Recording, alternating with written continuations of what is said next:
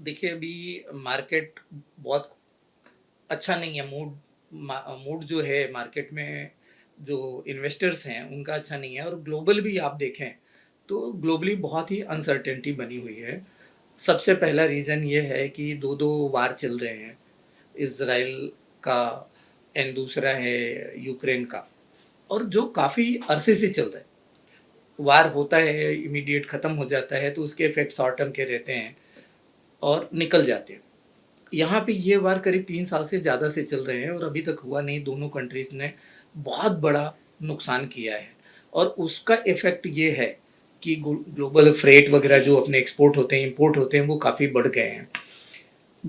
तीसरा जो पॉइंट है कि ट्रम्प साहब जो है, सुबह को कुछ ट्वीट करते हैं, शाम को कुछ ट्वीट करते हैं, और ये जो न्यूज़ आता है वो हमारे मार्केट पे इम्पैक्ट डालता है। रीज़न ये है कि अभी हम ग्लोबल मार्केट है, हमारा मार्केट सिर्फ इंडिया को कवर नहीं करता है, हम भी सारे ग्लोबल मार्केट से कनेक्टेड हैं और उसका इफ़ेक्ट हमें देखने को मिलता है।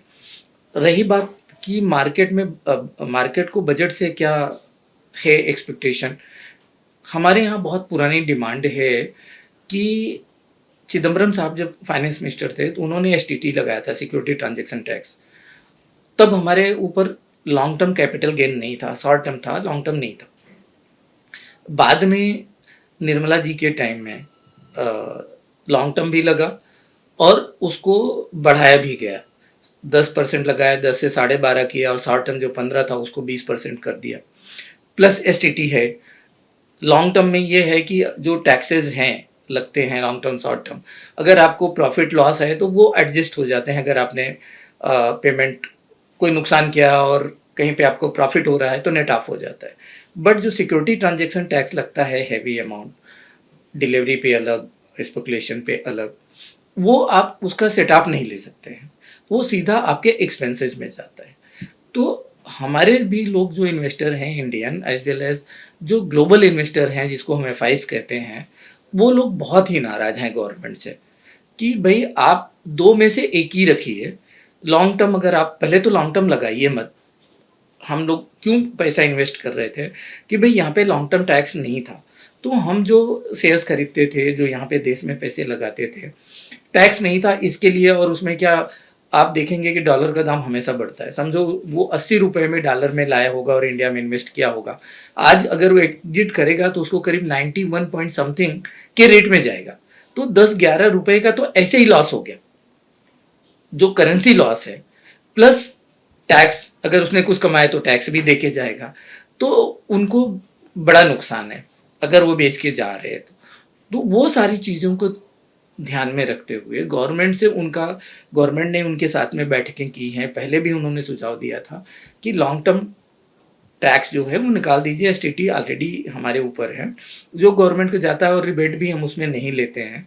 तो ये सारी चीज़ें, अगर दो में से कोई भी चीज़ आता है एंड इफ इसमें से निकाल दिया जाता है लॉन्ग टर्म या ये एसटीटी, तो मार्केट उसको बहुत ज़ोर से वेलकम करेगा। और जो भी मार्केट में मायूसी छाई हुई है, भले ट्रम्प साहब का ट्वीट आ रहा है, ये आ रहा है, और वो सारी चीज़ें ये हो जाएंगी, नलीफाई हो जाएंगी, और एफआई जो हैं वो जोर से पैसा भारत में लगाएंगे। सर, तो 1 तारीख को यूनियन बजट जब आएगा तो पिछले कई दिनों से आप निश्चित तौर पर अखबार में पढ़ रहे होंगे, डेवलपमेंट्स देख रहे होंगे, इकोनॉमिक सर्वेस देख रहे होंगे, भारत सरकार ने क्या क्या कदम उठाए वो आप देख रहे होंगे, ट्रेड डील्स के बारे में आप देख रहे होंगे। तो आप क्या उम्मीद कर रहे हैं कि क्या हो सकता है इस बार? अपेक्षा आपने बताई, उम्मीद क्या कर रहे हैं कि इस बार कुछ गवर्नमेंट ऐसा कर सकती है? बजट देखिए, गवर्नमेंट को जो देना था ऑलरेडी दे चुके हैं। जैसे जीएसटी का रिबेट है उन्होंने दे दिया, कम कर दिया। टैक्स में कॉर्पोरेट टैक्स पहले से ही कम करके रखा, जो भी देना उन्होंने दिया है। अब बारी है जो दो चीज़ का डिमांड है वो करना चाहिए। डेवलपमेंट गवर्नमेंट कर ही रही है, कैपिटल एक्सपेंडिचर उनको बढ़ाना चाहिए। इंफ्रा पे ऑलरेडी गवर्नमेंट बड़ा इन्वेस्ट करती है, और सबसे ज़्यादा जो जरूरी है, हमारे जो नौजवान हैं उनके लिए, रोजगार के लिए कुछ ना कुछ ज़रूर गवर्नमेंट को इस बजट में उठाना चाहिए।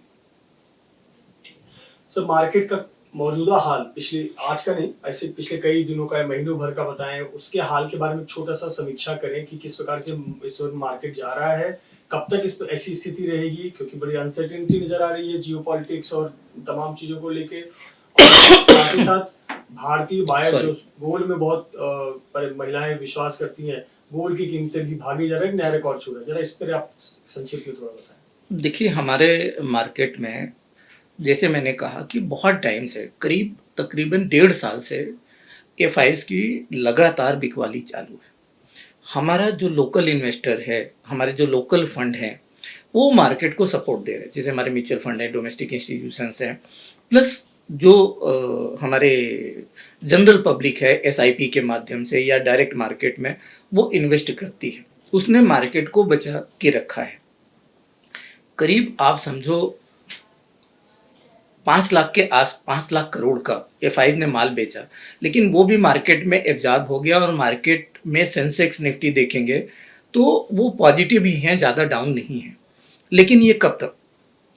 जो नाराज़गी है एफआईज की, उसे हमें दूर करनी चाहिए, जिससे हर क्षेत्र में गवर्नमेंट अच्छा सा काम कर रही है, लोग खुशहाल हैं वो सारी चीज़ों से। जैसे मैंने बोला कि जीएसटी का रिडक्शन किया और पहले से ही कॉर्पोरेट टैक्स कम किया है।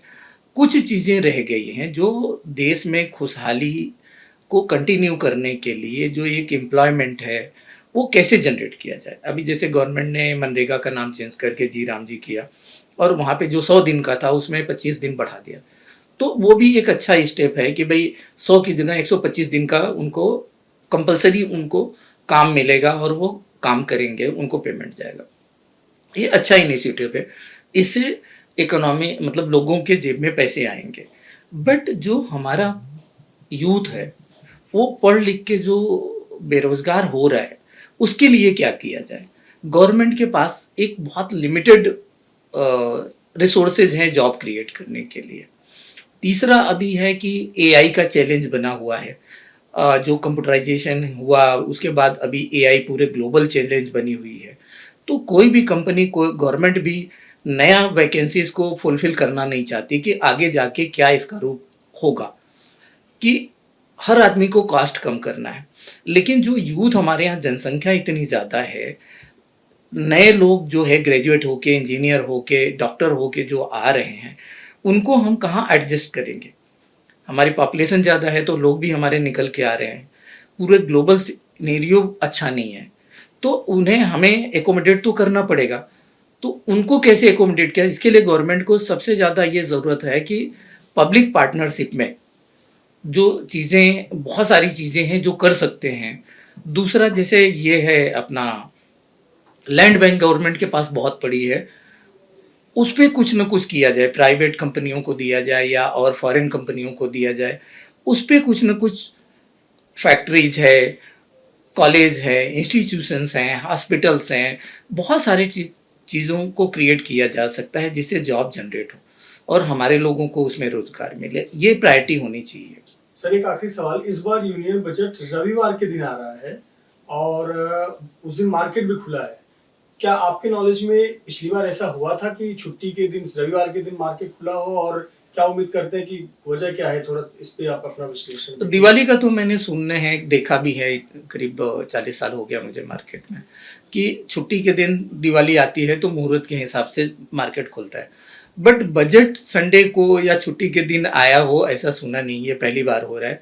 और ये गवर्नमेंट ने जैसे 1 फरवरी का डेट डिसाइड किया हुआ था इनके टाइम से, उसको वो कंटिन्यू कर रहे हैं। उस दिन संडे आ रहा है, मार्केट तो है, ओपन है, तो लोग आएंगे, बिजनेस तो होगा। और ये देश के लिए बजट बहुत बड़ा इवेंट है, तो लोग पार्टिसिपेट करेंगे ही करेंगे। क्या होता है कि उसका मार्केट पे इम्पैक्ट इमीडिएटली आता है, जब बजट से पहले और जब बजट शुरू होता है तब, और बजट के बाद, तो तीनों इम्पैक्ट मार्केट में होता है। तो मार्केट में वोलेटिलिटी रहती है बजट के दिन, तो वो एब्जॉर्ब हो जावे इमीडिएटली और उसका बाद में कोई बुरा असर नहीं पड़े। वो सब चीज़ों के लिए गवर्नमेंट ने, स्टॉक एक्सचेंज ने ये व्यवस्था की है कि इन्वेस्टर को जो है न्यूज़ का वो बेनिफिट हो।